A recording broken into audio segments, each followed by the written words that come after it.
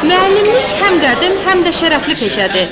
Bəşəriyyətdə dahiliyi ilə seçilən alimlər, filosoflar belə hər şeyi öz müəllimlərindən öyrəndiyini deyib, bu adın qarşısında baş əyiblər. Hər bir sənəti, sənət sahibini yetişdirən müəllimdir və müəllimin özünü də müəllim yetişdirir. Ona görə də müəllimin cəmiyyətdəki rolu heç nə ilə ölçülə bilməz. Təbii ki, əgər bugün 200 min müəllim respublikamızda fəaliyyət göstərirsə, bunların hamısını eyniləşdirmək olmaz. Hər bir məktəbdə gözəl, qabaqcıl, yaxşı, öz qabiliyyətinlə, işgüzarlığıyla fərqlənən müəllimlərimiz də var.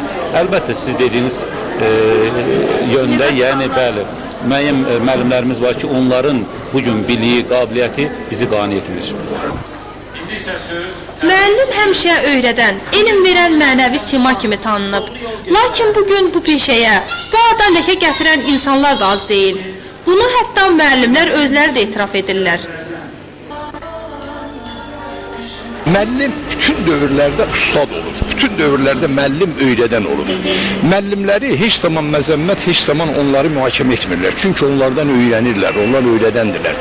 Müəllimin bu gün əgər indiki cəmiyyətdə xüsusi çəkisi biraz aşağı düşübsə, müəllim bu dəqiqə öz dəyərini itiribsə, ona müəllim günahkar deyil, onu əhatə edən mühit, zaman özü, çünki biz zamanın əlində oynayacağıq. Tələbə müəllim arasında müəyyən bir məsələ yuxarı aşağı söhbət gedirsə, bu da hamısı indiki zamanda iqtisadi durumun zəifliyindən, iqtisadi vəziyyət çətin olanda adam məcbur olur hər cür hərəkət etməyə. Ona görə bəlkə də nə bilim negativ hallar var, bunların da əmələ gətirən səbəb elə cəmiyyətin özüdür. Amma müəllim olaraq həmişə hörmətə layiqdir. Bir vaxtı qadağan elədilər uşaqlardan pul yığmağı, indi başını saxlasın.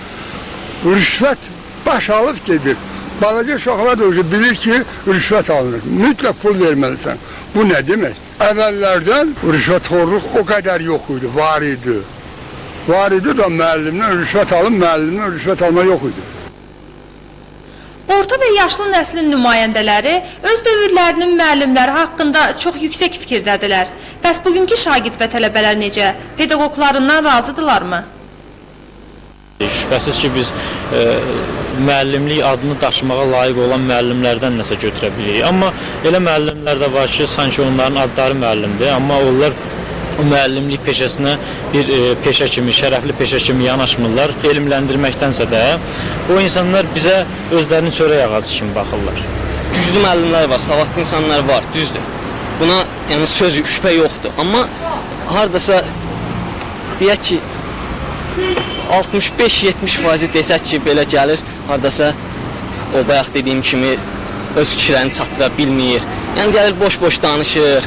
Yəni belə müəllimlər də var. Biz müəllimi, məsələn, ədəbiyyatlarda oxuduğumuz kimi əsl müəllim, təmiz qəlbli, məsələn, şagirdin və yaxud tələbənin arzularına müvafiq olan müəllim simasında görmək istəyir. Amma çox təəssüf ki, bu günləri xüsusilə də Gəncə Dövlət Universitetinin əksər müəllimləri bu səviyyədədir. Müəllim peşəsi ona görə şərəflidir ki, cəmiyyətdə bilikli, zəkalı, tərbiyəli vətəndaşların yetişdirilməsi məhz onlara həvalə olunur. Gənclərə bu keyfiyyətləri aşılaya bilməyən müəllimlərsə cəmiyyət üçün yararsızdır. Nahaq yerə deməyiblər ki, müəllim yaxşı olan yerdə alimlər yetişər, olmayan yerdə cahillər. Xalidə Babayeva, Vaqif İbrahim Xəlil, Xəbər Plus.